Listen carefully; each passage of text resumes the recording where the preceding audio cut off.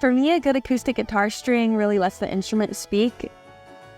I've been playing Desir strings pretty much since I first started to play.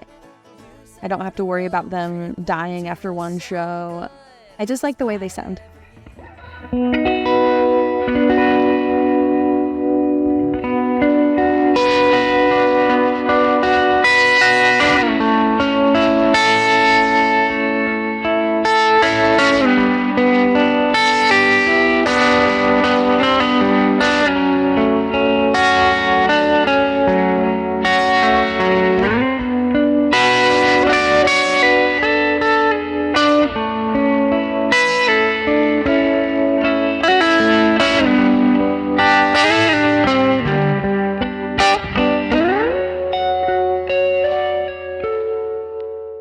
I'm John Bohlinger with Premier Guitar. I'm with Sturgill Simpson at the Bridgestone. Sturgill, hey man, thanks so much for joining us today. Thank you, my pleasure. Man, I've been a long-time fan and love what you guys are doing right now. And I've been following, particularly since you picked up this 335. It's gotten really interesting to me, man. So tell me about this guitar. Well, I was in Seattle back in the fall of last year and stopped in Emerald City. Oh yeah. And I had an Esquire I've played pretty much exclusively as long as I can remember. And I don't know, it was just hanging there. And I stared at it for a second trying to talk myself out of picking it up. And it was kind of shot, like the frets were gone. And you know, but it was all original, and my buddy Trevor was just like, man, that's your guitar, dude. He's like, thing's been hanging here for a year. He's like, nobody looks at it, and I was like, well, what's the story with it? And played it a little bit. I could tell, you know, the PAF's a 62. Oh, yeah. So it, you know, it works pretty good. Right. And he said it had one owner, it belonged to this lady named Rainey, who bought it brand new. She's from Memphis. She bought it brand new in 62 in Memphis at a place called Making Music, I think. And something that shop used to do at the time was when they'd get Gibsons in, as to make it like a shop exclusive, because nobody thought one day this might be a problem. Sure. They would strip the headstock and put the L5 Torch logo on it with this, and so that was like a Making Music exclusive. So a lot of people ask me if it's like a repair, if it's ever been broken, but clean. Wow. So then Tom just kind of, my buddy Patrick put some frets on it, got it buttoned up, but everything's pretty much OG. God, that's great. I think Rainey put the Grovers on, so she knew what was up. Sure. Yeah. God, that's so cool. So they went with the script and that fern inlay. That is so hip. So was it a big adjustment going from that old Fender to this? Not really. I mean, the neck's super comfortable, and it's, you know, a very versatile, dynamic guitar, just like that Esquire. But no, I just like, tonally speaking, it was nice because Laur plays a Tele too. When I brought it in with the band, it was a nice tonal separation. Sure. Especially with these amps, and yeah, just it's really easy to play. I don't feel. I'm used to the controls on a Tele far more, just because I played them more. Yeah. But I had when I was in high school, I think I had like a little Epiphone Sheraton for a while. Oh yeah. So I knew that I liked the body style. They're comfortable. Yeah. Now it's hard, you know, this is kind of a little sad to say, maybe it became the number one most nights. Well, there's, you know, a ton of like videos going up of you all the time, and you're always on that one, it seems like. Yeah. Most of this tour, played this one the most, yeah, Tom? Yeah. It sounds amazing. So show me what you've made some changes to the wiring on it. Yeah. Well, it's pretty, I guess, what you call a common mod now for a Gibson, but just flipping the pickup magnet in the neck from the, you know, so these two pickups are now out of phase in the middle position, so you just get like that woody, almost acoustic T-Bone Walker Peter Green thing. Okay, let's hear it. But, you know, so the neck pickup.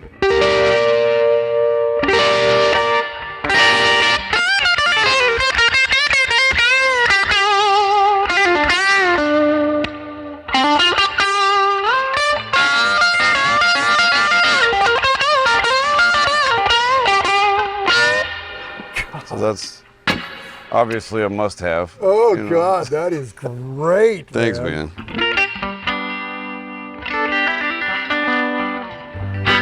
I got an R9. I did the same thing too. I use it on one song. It's in a weird open G kind of banjo tuning. Huh. And I did the same thing to that guitar like a year ago and kind of dug it. So out of shits and giggles, Tom and I was like, let's see what it sounds like, and we ended up keeping it because, Yeah.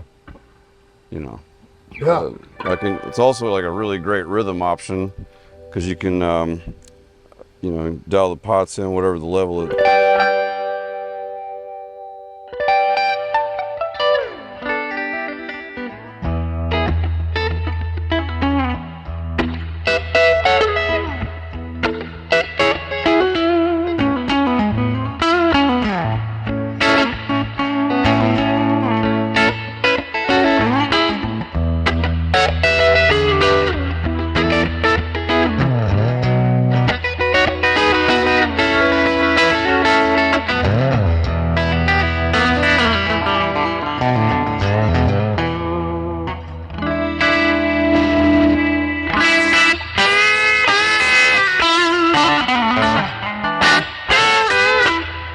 God, that, when you hit that low E, oh God, the whole stage. Yeah, it's hard to beat that. Oh yeah, man. I love it, man. I really do. That's like raunchy tonk. Yeah. Yeah. And then your other one is this old? Yeah. That's a 56 Esquire. Yeah, and that I bought. It was, when I bought it, it had this horribly all wrong blonde refin on it. And it just looked like Pepto. And but it was great. I knew it was a killer guitar. Tom rewound, this is the OG bridge pickup. It was dead, so we rewound that. I don't remember what you went to. Do you? What's that? Do you remember the ohm spec on this? Just under 8. Just under 8. 7.9. Yeah, but it's all the old hardware, and I put some stainless on. I go with the stainless because I tend to wear them down pretty fast. So sure. Yeah, you play hard. Yeah, I play really hard. Yeah, you lean into it. And this is an Analog Man Jim Wilder Big T. So I wanted like a strattier, glassier tele pickup with a closer output to match the bridge. This thing has these like really huge, long, thick magnets in it. So you can almost solo with it if I had to. But and then other than that, yeah, but still 56. And then Tom did the refin before the tour. And I figured I just, I like the way the wood looks. Oh yeah. So. Yeah, Tom showed me that while you were sound checking, and it's so light. Yeah, it's a good one, man. It's a really good one. Yeah. And then I run it, that's the neck, and then that's both in series. It's kind of like a homemade four-way. We had to notch out a loop there, so that runs in both in series. That's just the bridge alone, and this is both like a humbucker. Really? Yeah. Wow. Huh.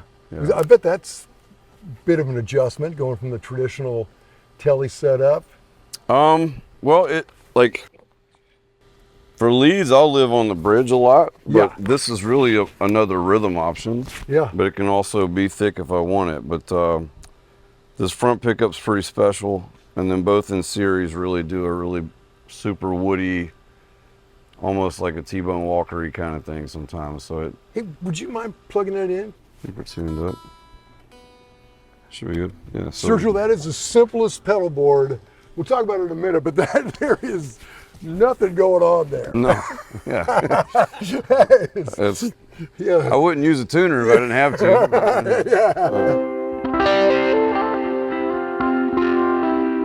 So that's the series, yeah. So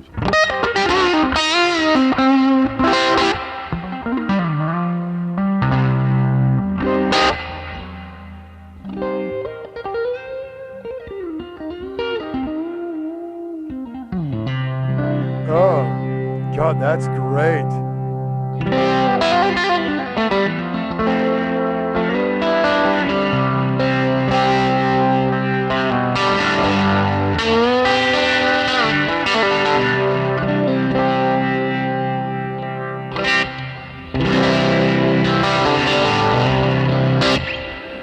Man.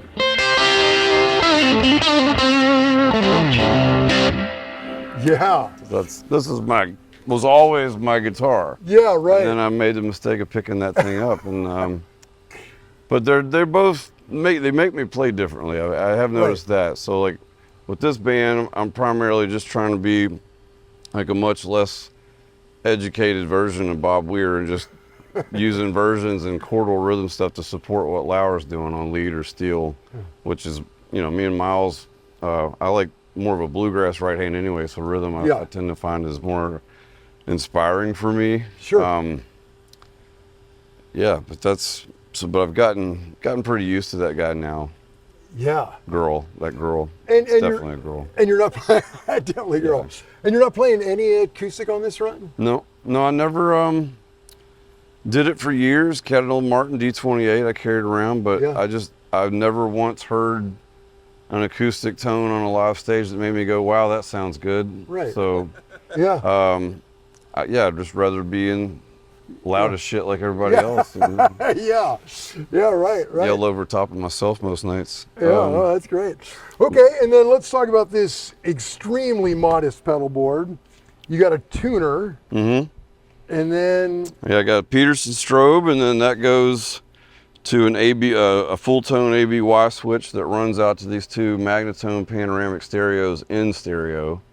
So I can kind of play with the warble and also one a little cleaner and one a little hairier, and then go back and forth. But I usually leave them both on and just turn everything up pretty much all the way, and then do all the driving right here. Yeah, oh, that's great. So I can shape, whether I'm playing with the band or singing over top of myself, like get it where in a tucked place, so to speak. You know what I mean? And then that's it.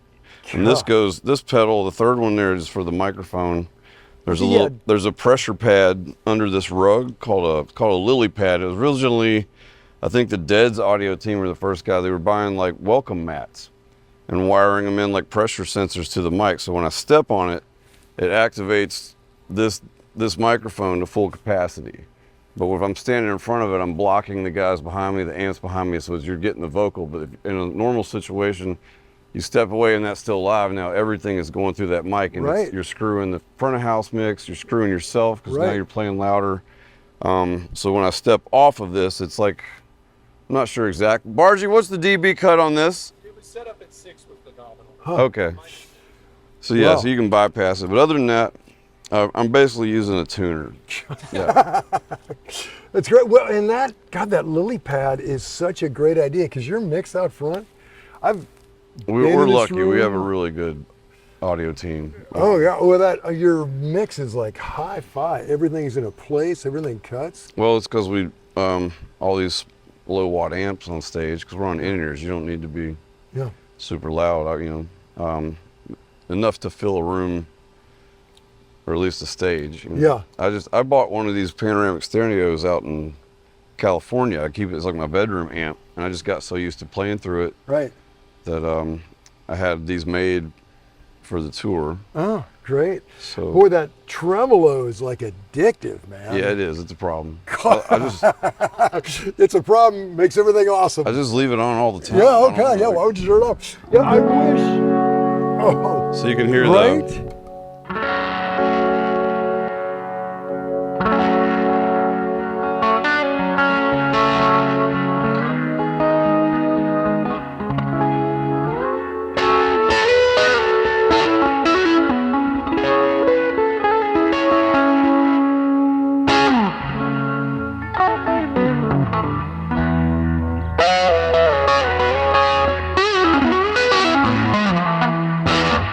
Wow, I wish that you people listening at home could hear it like this in all its stereo glory.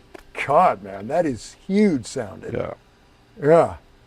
Well, Sturgill, you win. That is the simplest setup ever. Basically, 2 guitars, a tuner, and an amp. Or 2 amps. 2 amps. Yeah. God. That's it. What strings are you running? The DR blues. DRs, like 1046 DRs. Yeah. That's what I've always used. They don't I've never really broken many of them, so I just got superstitious about it. Really? I used to, when I was younger, I used to play in kind of a cowpunk band. Yeah. And I had like a real heavy bluegrass right hand on a Telecaster. You still so do. They had to stand up. The DRs have always been good to me. Huh. I don't know. Yeah, man. I mean, you got that bluegrass sledgehammer. It's a problem. Yeah. Oh man. Yeah. Seems like it's all working. Yeah, that's it. Curly cable. That's it. Tuner, 2 amps, 2 guitars. Yeah, and during sound check, I heard you playing drums. And when most guys in front go on the drums, it sounds like tennis shoes and a dryer. And you laid it down great. Playing traditional grip. It was. I like to get a little funky Yeah. from time to time. Yeah. Do you play in the show at all? Do you go No. Yeah. No. Miles wouldn't have that. I don't know if he'd let me. Yeah. Anyway, I was very impressed. Well, great. Well, hey, man, thank you so much My pleasure. for taking the time to meet with us. We're gonna talk to Laur and see the other side of the guitar army. All right. All right. Thank you. Yeah. Thank you, man. My pleasure. Hey, I'm John. Chris. And I'm Barry. And this is the Rig Rundown team, and we're sponsored by Dario. Actually, I think it's pronounced Dario. it's Desir, but no matter how you say it, we know it stands for quality.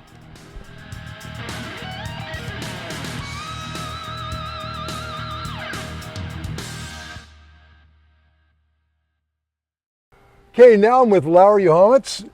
Laur, thanks so much for joining us, man. Thank you. So I've been a fan for a long time. So glad we're able to do this today. And I've seen you on that telly since the beginning. Tell me about it. So this is from 1974. I got it when I was 16 years old. My dad is a guitar player himself, and I told him that I wanted a vintage Fender Telecaster, and at that time he was working on the cruise boats between Stockholm and Tallinn. Yeah. And you're from Estonia. Estonia, yes. Which I imagine there's not like a lot of vintage guitar Yeah, shops.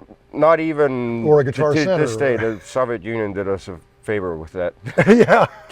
There, in the early '90s, we knew like all of the Gibsons and Fenders, and I mean you could count them on one hand in the whole country. Oh, really? We knew where those were.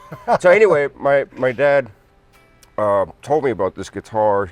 He said, if you're not going to buy it, he's going to buy it himself. And I didn't know anything about it. I just knew I wanted a vintage Telecaster, and frets were shot. It was basically unplayable.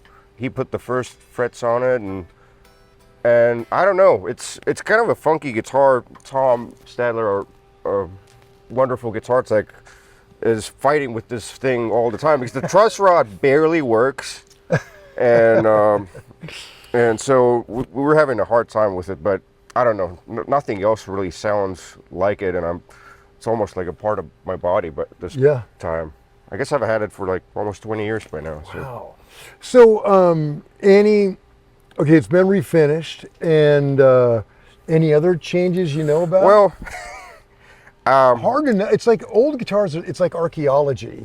It's hard to say what's happened to them. yeah, well, the electronics and the hardware is all, like I basically changed it out. I don't even know how many times by now. Yeah. But I know that the body is actually 2 to 3 millimeters thinner, because I think whoever refinished it like, you know how the finish of the 70s guitars is, and this piece of wood actually looks like it's really porous. So Yeah. I think they were trying to get the old finish out of it and just made it thinner. sanded it down. But the weird thing about it is now when I actually hold a normal Telecaster, it doesn't feel right. Huh. I mean, it's, I'll get used to it, but Yeah. nothing really feels like this thing. And the pickups, I believe this is a 52 reissue that I got from Sturgill, and this is a Lawler Royalty, and I'm a fan of those 005 tone caps, because it kind of allows you to get almost a humbucker like tone. So it Yeah.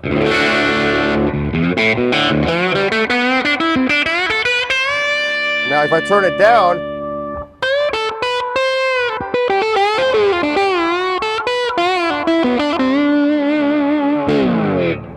God, Yeah.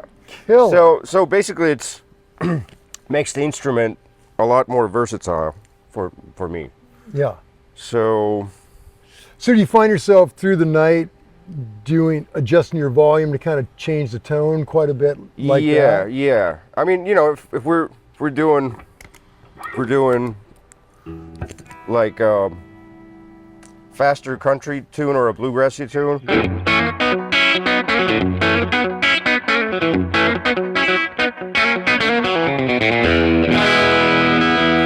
But then if we go to something more rocking,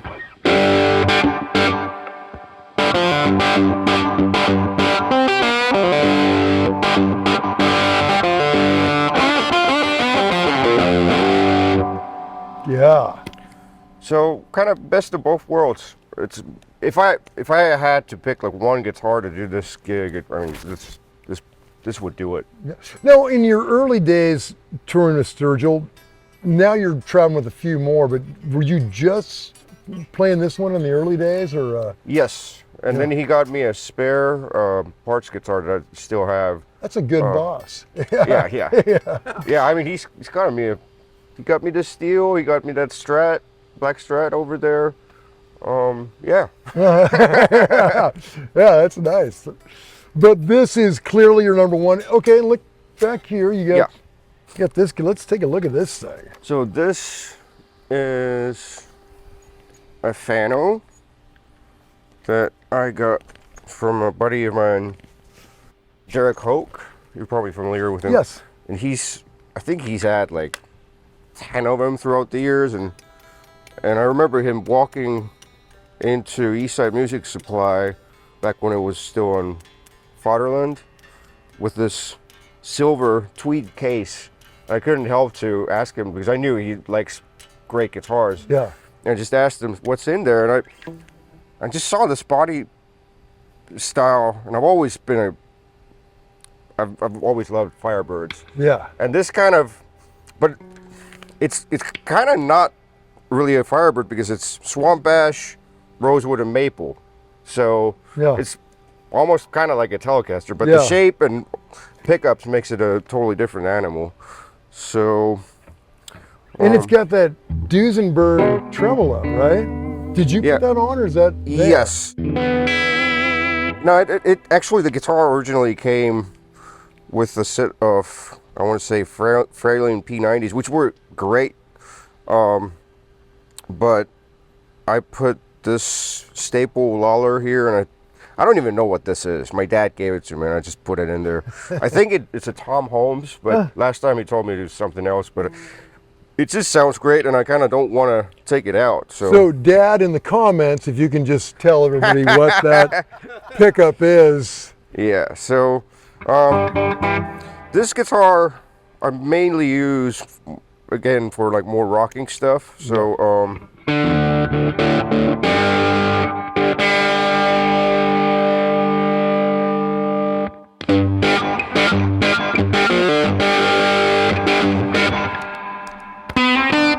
oh, I gotta change the location of that tuner because that cannot happen during a show.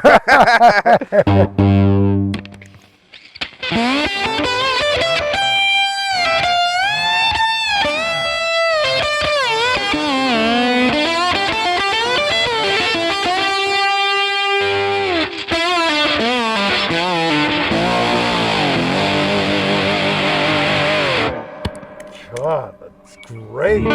Yeah, and this thing surprisingly stays in tune pretty well.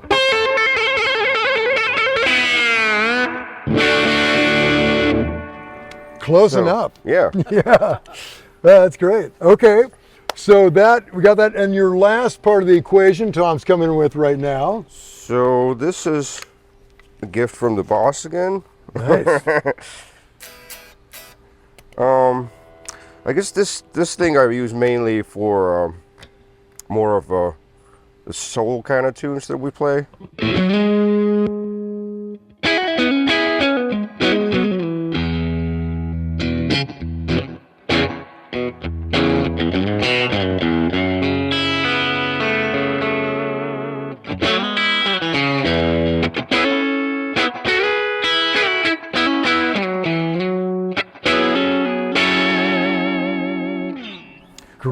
again, Laur's. I think this is a special, and these are the blondes. And again, I like the 005 caps on the tone because, you know, you can.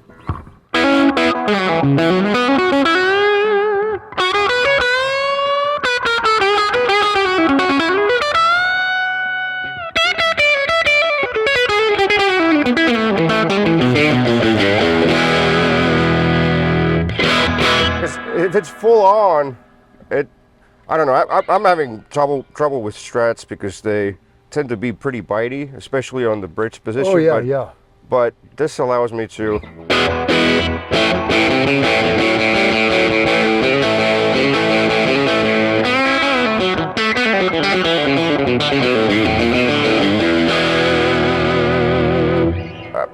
To get more tones like a Telecaster, more similar to that guitar. Yeah, isn't it wild? Strats are so bitey in that bridge, and until like the 80s, they didn't even have a tone control for the bridge.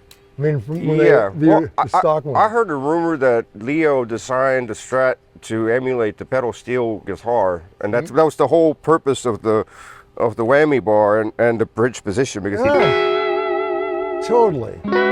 Yeah.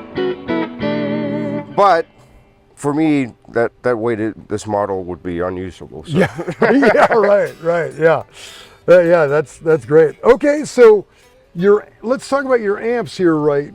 A bit. Yes. That Magnatone, same as Sturgill's? No, it's a different model. It doesn't. It's a 112 model. What's the name of it again? The Varsity. Okay, the Varsity. Reverb. I don't even know what it's based out of. But well, Magnatone in the comments section, you can maybe put something in about that. So it's. But I know it's a greenback in both of those in there. I use it mainly as a wet amp, so all of my delays and all my delays and reverbs are going through that, and then the other amp right on this side is basically I think it's a brown face deluxe, I believe, that was built by a buddy of my dad's, Urmas Anderson, back in Estonia. But by now I don't even know how many techs in Nashville have gone through it. Like the last guy that worked on it is John Capito. Yeah. And so did you move to Nashville with that amp? Yes. Yeah. Took the tubes out and put my clothes in the cabinet. That's great. That's great, man.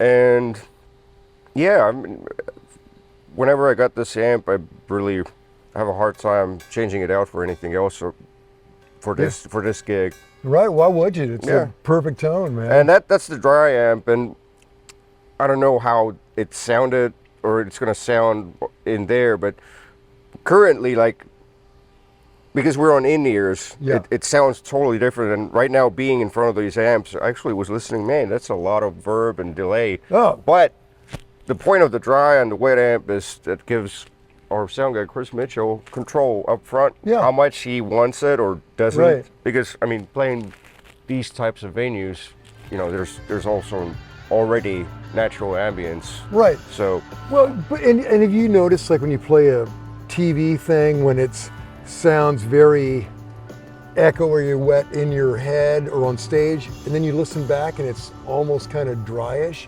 It's funny how those things don't, it sometimes doesn't translate. It sounds wetter, like here in the sweet spot. Yes, yeah, there. Definitely. But yeah, got it. I mean, the rig sounds amazing. Take me through this pedal board. What you got going on there? So we got the Peterson tuner that is going into the Arbuckle Tremolo by Greer. I don't know what he put in that pedal, but I tend to sometimes just leave it on with a very subtle tremolo, and almost reacts as a compression pedal. Like really? Yeah. And what's it called? The what? It's the Greer amp? The Arbuckle Trem. Huh. So let me just demonstrate this. Yeah. Oh, where's my slide?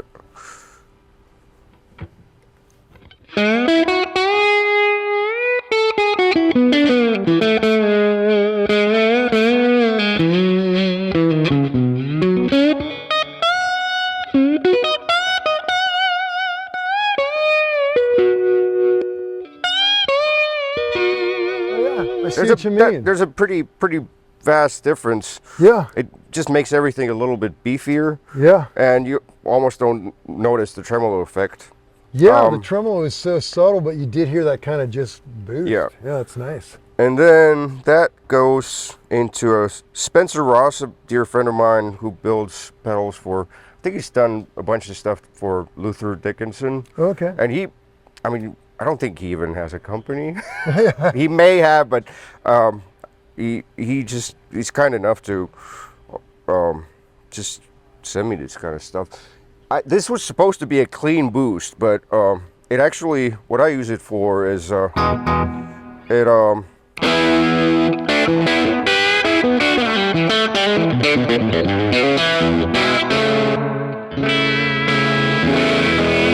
kind of almost in between of a fuzz and an overdrive. Yeah. And I've never really, I don't even know what to compare it to, but I'm hoping that he's making me a spare right now. Yeah. Because if something happened to this, I don't really know where to get one. Yeah, right. That's great. And that goes into this MXR booster, which goes into the T-Rex replica, and that's where the signal splits, because it has a direct output, which allows me to basically split the amps into two, and then I have the Octavia and this digital Univibe, which are going into, so to speak, dry amp. Okay. Which would it gives me I had this a couple of weeks ago earlier in the chain, and the effect was just so strong, which that's also a Spencer Ross pedal right there, a germanium Octavia, but through two different amps.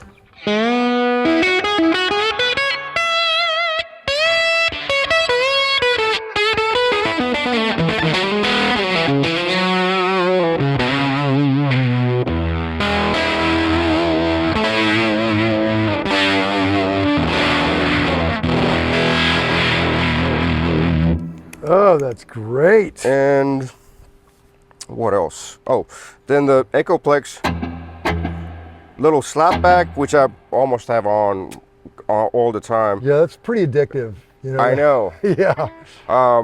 But then again, like I've heard the board recordings, and Chris, our sound guy, does a fantastic job, and I've heard it back. It doesn't sound really wet at all. So. Go, man. Your sound check sounded amazing. And last but not least, the True Spring reverb, which I honestly don't even use that much. Maybe in a couple of ballads I added just a little bit of more reverb, which I think only I can hear. But I just use it as a splitter. Oh, really? Yeah, because again, it's a stereo in and stereo out. Yeah. So all my delays go through one end of it, and then the other chain goes the other one, which which is basically it splits from this delay pedal and then meets up in this reverb pedal and then goes to the amplifiers. That's a really clever way to do it. Yeah. Okay, great. Yeah. Okay, simple enough. Yeah. And Pedalboard by West Coast Pedals, I believe. Yeah. Yeah. Okay. Well, hey, let's talk about your steel rig. Do we have to?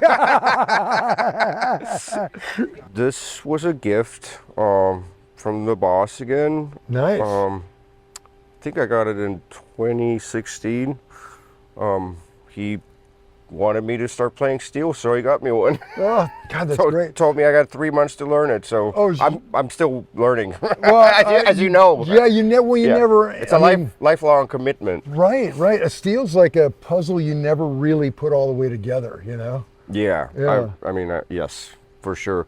But it's a Zum Stage 1. It's I think professional steel players call it an entry-level model. Yeah. But it has all the functions that I could ever wish for and yeah.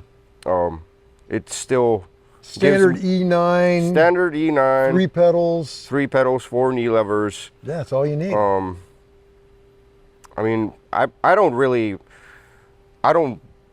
go in depths and you know, some guys change the positions of like what the levers and pedals do. I don't even know what they do. Yeah. So I've just like kind of like muscle memory the stuff into my body to kind of know my way around. But it works for me. What kind of hearing you sounded great. Sounded great. And you're copying Robbie Turner and Dan Dugmore parts, which are some of the greatest steel players. Actually, I'm not. That's way over my. Dan stuff, yes, but Robbie, the fast right hand stuff, I'm not there yet. But yeah, it's a nice challenge. I'm really blessed to be able to basically practice on stage. Yeah, the earn while you learn program. Yeah. But yeah, I mean, there's not much to it. It goes through the Peterson tuner into a Plaque Tiger delay that I have on for the very slow stuff, ballady stuff. Yeah. It's a Goodrich passive volume pedal, and right now I'm playing through this Magnatone, which is not designed for steel, but I'm not designed for steel either. So. Yeah, well, it sounds killer, man. Yeah, and it's really cool to hear. I don't know, you on steel, Sturgill on electric, with that B3 behind it. God, it's just awesome. Yeah, it's I like to use it on stuff that's not really conventionally, you know, it's not really the country stuff, but more the obscure stuff. Whenever I feel like, okay, this may work, but it's not really what you would expect. Yeah. So that's my way of doing it. Oh, on a side note, for people that do a gig as a steel player and a guitar player and play slide on the guitar, our tech Kelly came up with this way how to hold a slide. There you A go. plastic shot glass and Velcro. Because yeah, we did one gig in spacesuits that didn't have pockets, and we had to figure out something. Yeah. So here we go. Perfect. Shot glass. Plenty of those around. Yes. Yeah. Okay. Very well. Hey, man, such a pleasure hanging out with you. You as well. Thanks so much. Yeah. Y'all, till next time.